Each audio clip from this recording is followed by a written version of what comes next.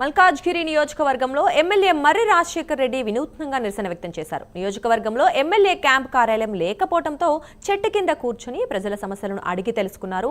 Camp కార్యాలయం ఏర్పాటు చేయాలని ప్రభుత్వం అధికారుల దృష్టికి తీసుకెళ్లినా ఎలాంటి స్పందన లేదన్నారు. అందుకే జెహెచ్ఎంసీ కార్యాలయం ఎదుట ఉన్న చెట్టు కింద కూర్చుని ప్రజల సమస్యలను అడిగి తెలుసుకుంటున్నట్లు చెప్పారు. ఇప్పటికైనా ప్రభుత్వం స్పందించి మల్కాజ్గిరి నియోజకవర్గానికి శాశ్వత క్యాంప్ కార్యాలయం ఏర్పాటు చేయాలని డిమాండ్ చేశారు.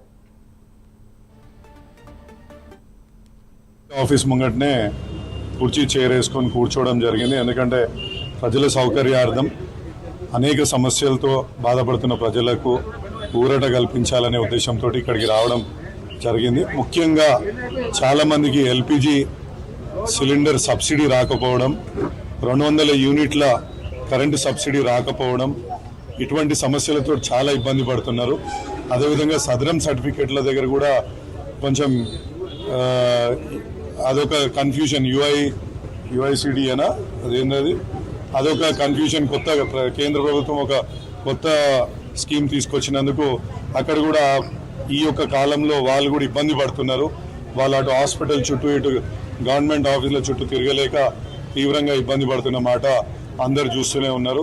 అదేవిధంగా ఇలా రాష్ట్ర ప్రభుత్వం ప్రజలకు ఏదైతే ప్రామిస్ చేసిందో ఇందిరమ్మ ఇండ్లు ఎప్పుడు ఇస్తారా అని ప్రతిసారి వచ్చి అడగడం కూడా జరుగుతుంది. అదే కాకుండా మరి రాజీవ్ యువ వికాసం కూడా ఎప్పటి నుంచి లోన్స్ ఇష్యూ చేస్తారని అడుగుతున్నారు. పెన్షన్స్ ఎప్పటి నుంచి